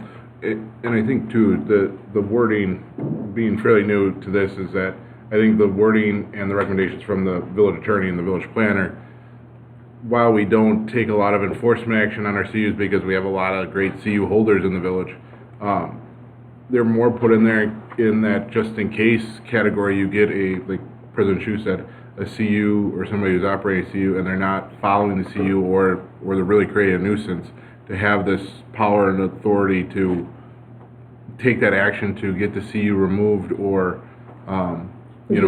termination process, or you have somebody who's running a successful business but it's a nuisance, now they can go sell it to the next person and we don't have that stopgap to, tie them down if it's just pay your fee and you go on your way kind of deal. It was kind of a reminder. Yeah, if you look at condition 12C as well, as it goes on to page 5, these have been the standard conditional use conditions written by the village attorney for a long time, and it talks about the same thing in 12C, that founding no longer be compatible with surrounding area or similar cause based on consideration of health, safety, and welfare may be terminated by the planning commission. pursuant to enforcement of provisions of the order. So that's been in every C we've written for ages and ages and ages. Yeah, I don't necessarily want to change anything now, no offense, Matt. I mean, I would change the shall to a may. But I think at some point, when we have a lighter meeting, we could discuss this a little bit further or have a working meeting, because I agree we should talk about this more, but. So to clarify, the ordinance says shall be reviewed every Well, then 2 we years. have to say shall. Do you want to change it to may? No, if the ordinance says shall, we gotta stick with the ordinance. Sorry. I just know what's happened in Vernon for a long time. Do we need the planning commission to make a motion to recommend to the board then? Yeah, Approve it, If I don't, if or they're done deny this. it, but I guess. Yeah, I don't know. Yes, that's right. I'm just asking for questions or, I mean, if somebody wants to make a motion. My comments are, it's the same exact thing going in. I don't know if We haven't we had an asked- issue with it in the past, I don't see an issue with it now. Is it the public hearing? Are we still in the public? Oh, I'm sorry, yes, we're still in public hearing. Which is fine, And I- but just before you and go I into didn't get- motions and everything. I didn't get anything, I want to go back to the public too. Are there any other comments from the plan commission or board? We kind of segued a little bit. Is there any public comments? Any public comments? There is no public comments. Well, I'm going to close the public hearing. Okay, guys? We're closed? Okay, now, we've had a lot of discussion, so if anybody wants to jump right in with a plan commission recommendation to the village board, obviously to approve the conditional use permit with the 14, how many comments are there, Sean? 12. 12 comments drafted by the planning and zoning administrator with those conditions. I say we should approve it with those conditions. Now, there's a motion made by Commissioner Rinaldi. Is there a second to that motion? I'll second. Commissioner Trustee Millie is the second. Discussion from the plan commission. Discussion, hearing none, all in favor of the motion signify by saying aye. Aye. Opposed? Motion carried. Is there a concurrence from the village board with plan commission's recommendations? So moved by Trustee Newman. Is there a second? Second by Trustee Finch. Discussion from the village board. Discussion, hearing none, all in favor of the motion signify by saying aye. Aye. Opposed? Motion carried. Thanks, Matt. Thank you. It's interesting. I had a discussion with Brad when I first came in, like, what? Okay, we have another public hearing. We have a lot of public hearings tonight. The next public hearing is the petitioner here? This is No, this is the one that will Oh, that, open and yes, close. yes, yeah, that one, yeah, we're not gonna do that one. Okay, so, Mr. Sonnenberg, are you here? No, you have to open it. Oh, I do? Yes. Oh, I thought it was 'Cause we noticed It was improperly. noticed. We noticed it improperly, but we noticed it. So just open and close it. Oh, I'm gonna read the public notice. We'll be right there. The public notice reads, is notice hereby given that the village board of planning commission will hold a public hearing on April 10th, 2024 at 6 p.m. at the village hall located at W249, South 8910 Center Drive to consider a request by Louis Overius for the property owned and located at South 90 West 27545 National Avenue in the village of Vernon. Property VNT number 2081990 for the issuance of village of Vernon conditional use permit to allow a landscaping business for section 322B9 in the village of Vernon code. This matter is on the agenda because it was noticed and publicly posted but cannot proceed due to the address on the notice was incorrect, correct? Yep. Okay. So, so I open and just close? I'm gonna close the public hearing. So now moving on, Mr. Sonnenberg, Soderberg, sorry.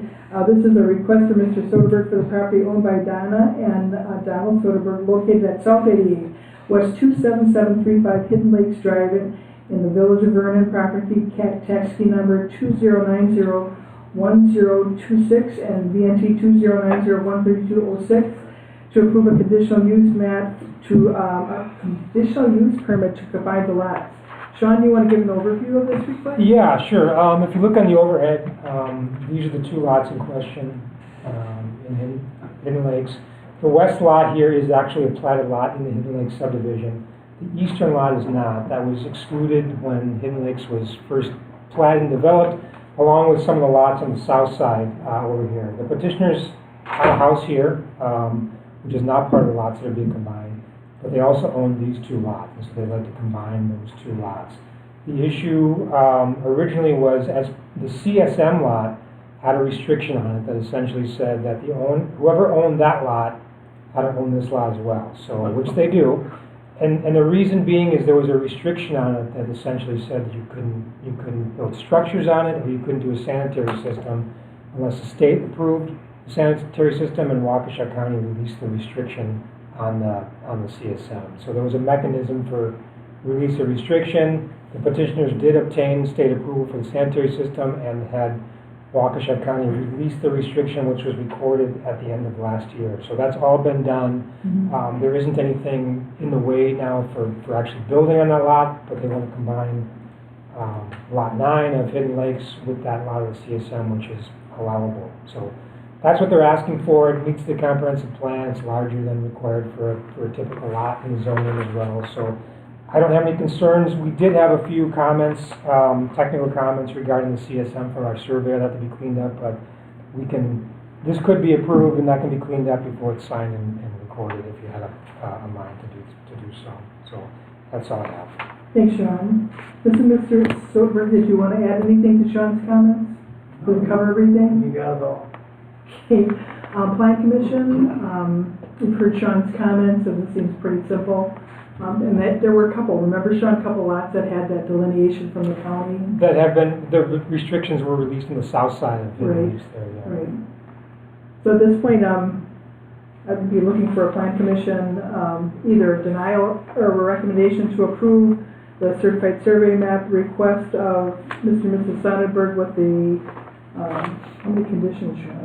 Three conditions as stated by the planner dated, I keep going back to November. April 10th, 2024. Is there a motion to that effect? So moved.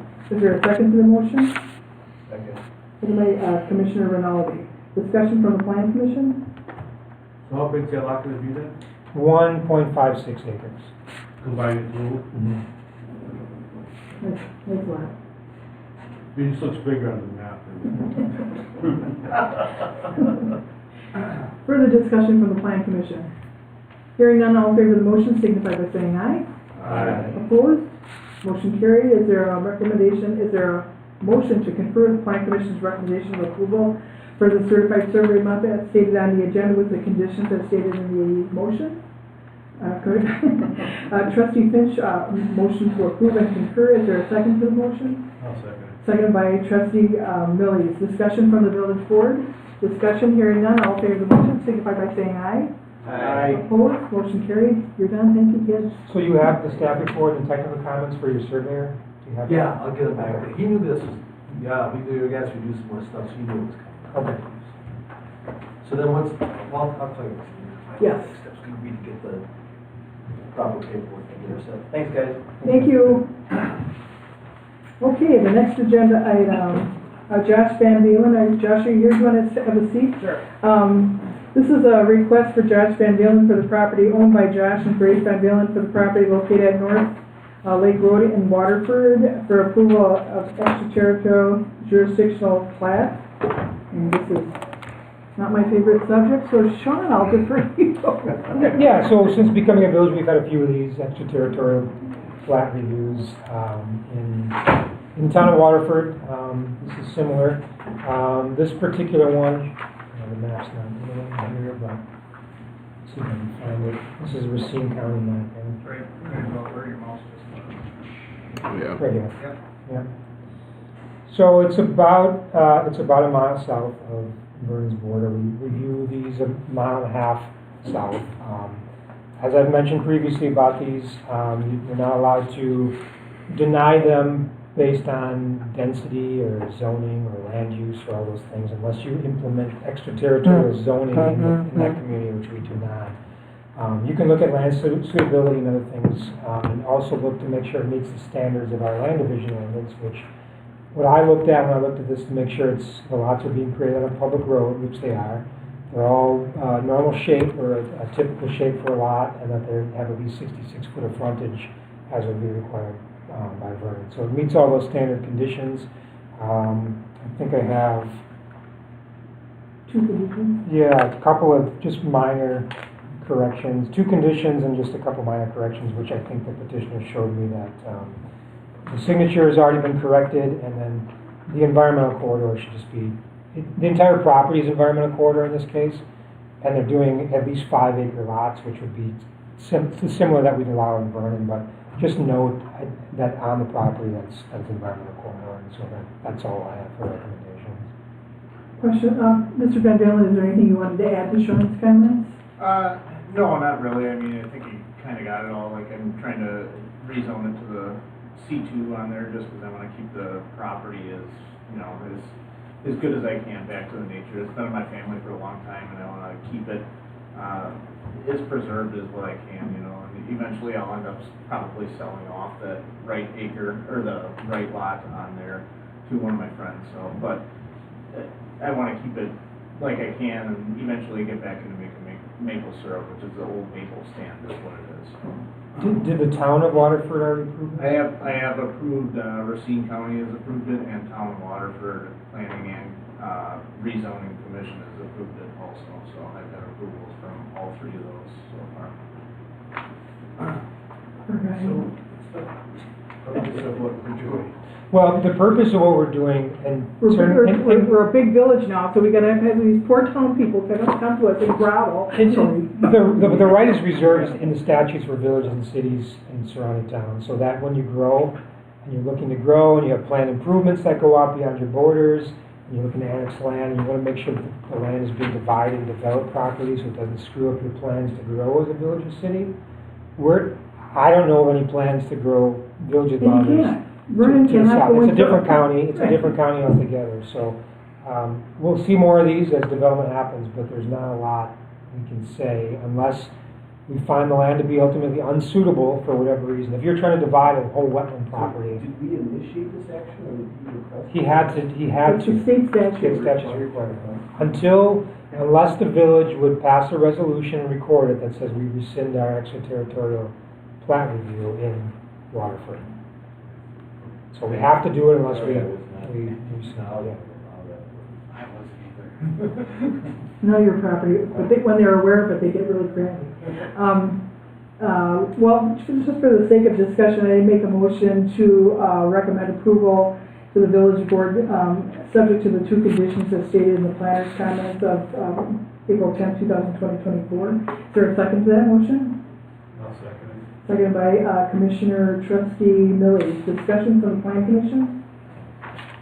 And we had one of these in the past, or we just merely acknowledge Yes. the receipt of the CSM and let it go at that? The reason we did it that way is because that one would not have been able to be approved in our land division ordinance because it was on a private road, the lots were all So this one we can squarely actually shaped. approve because it. It meets our standards. Yeah. Alright. Further discussion? Hearing none, all in favor of the motion signify by saying aye. Aye. Opposed? Motion carried. I'll make a motion from the village board to concur with the Plan Commission's recommendation of approval for the property as stated, with the 2 conditions that the planner indicated on the letter of April 10th, 2024. Is there a second to my motion? Second. Second by Trustee Newman. Discussion from the village board. Discussion, hearing none, all in favor of the motion signify by saying aye. Aye. Opposed? Motion carried. Mr. Van Dalen, you're done. All right, thank you. Thank you, sir. Have a good night. Next agenda item is the same scenario.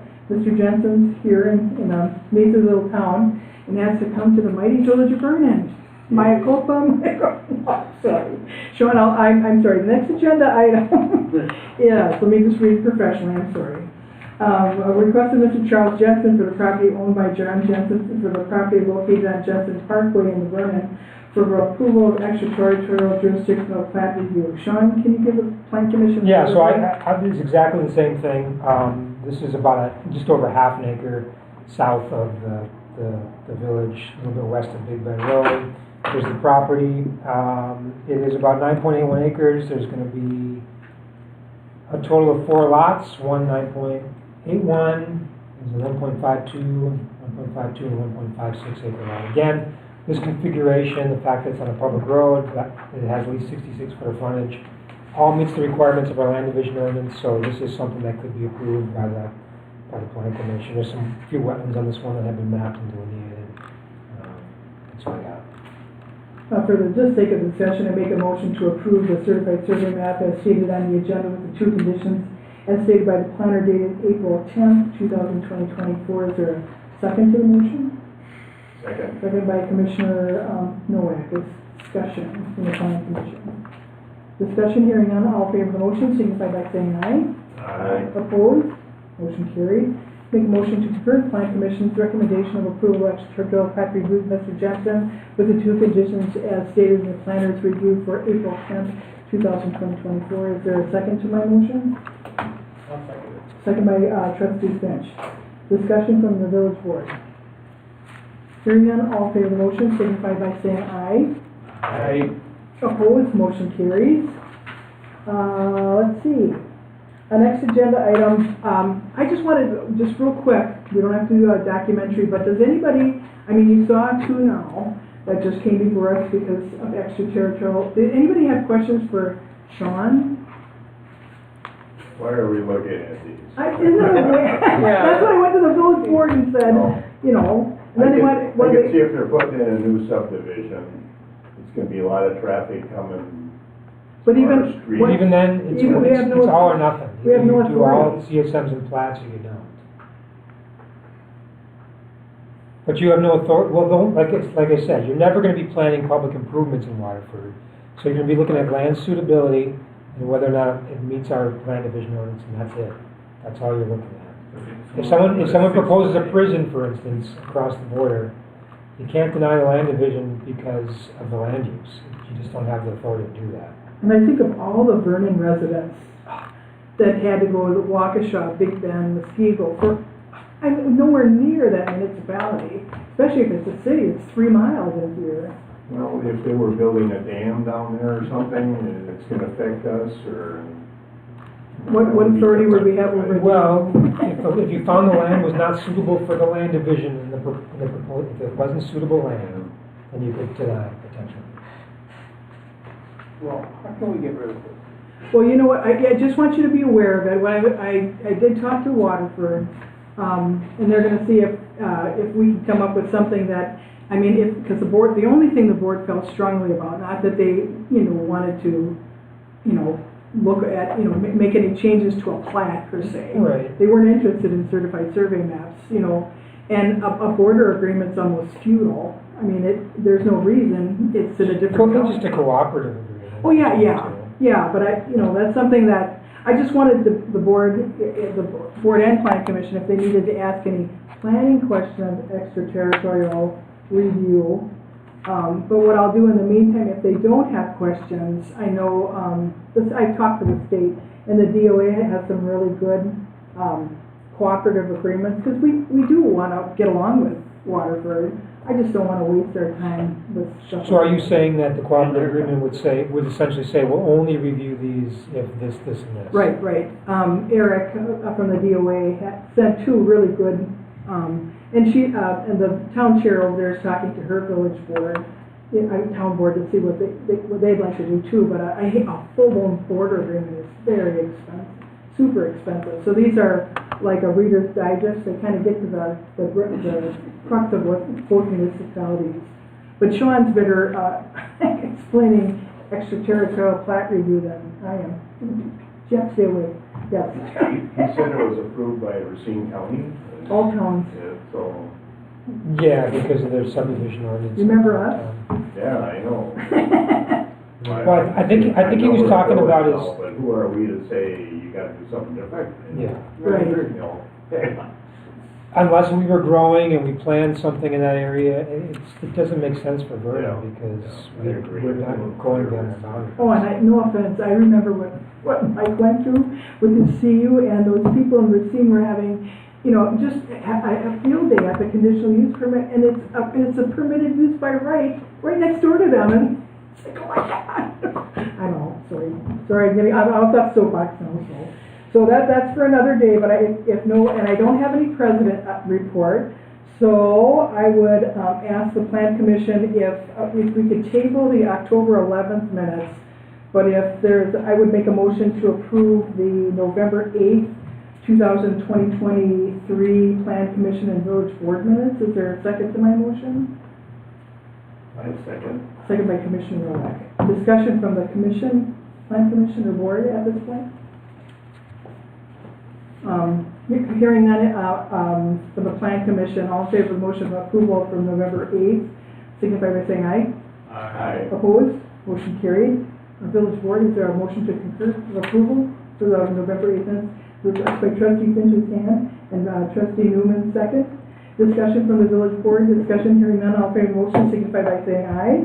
Aye. Opposed? Motion carried. Is it December 13th is the next one, or was it January? It's a little one. We done with August 9th and 22nd. That was in there. What's it? I think it was February 22nd. Yeah, February 22nd. Well, the other ones we'll have at the next meeting. Okay. Yes, So we're February just gonna- 22nd. We're gonna do February 22nd. That's where I gave the wrong date, and we had a Zoom meeting. So, I would make a motion to approve the minutes of February 22nd, 2024. Is there a second to that motion? Second. Second by Commissioner Rinaldi. Discussion? Discussion, hearing none, all in favor of the motion, signify by saying aye. Aye. Opposed? I'll Motion- abstain. Okay, Jeff I abstained. didn't read Okay. Those were the easy ones. Village board, is there a motion to approve February 22nd, 2024 minutes? Trustee Finch, is there a second to that motion? Trustee Newman, discussion? Discussion, hearing none, all in favor of the motion, signify by saying aye. Aye. I'll abstain. Okay, so that passes, and, Commissioner will have all the other minutes at the next meeting, right, Brad? Yes. So right now, village board has to do one little thing, but I'd entertain a motion for the Make a time. motion, we adjourn. Okay, Dan, moving it, Mario, yeah, you seconded. Michael, did you wanna object? Kidding. All in favor, excuse me, any discussion on the motion? Hearing none, all in favor of the motion, signify by saying aye. Aye. Opposed? Plan commission is adjourned. Village board, we have a village board meeting next week. And I need to have somebody, as a signer for the APs. I have all the information here. Jeff was a signer when he was a town supervisor. Okay. So I put on the agenda to appoint, trustee Jeff Millies as the additional signer on AP checks and for the bank notes. Is there a motion to that effect? That's by trustee Newman and a second by trustee Finch. Discussion? Jeff, don't say anything.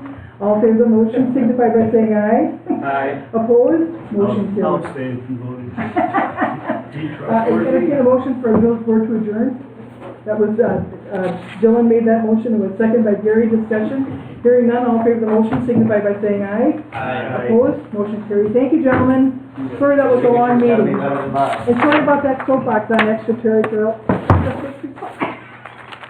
Brad, you're over. Thanks, Doug.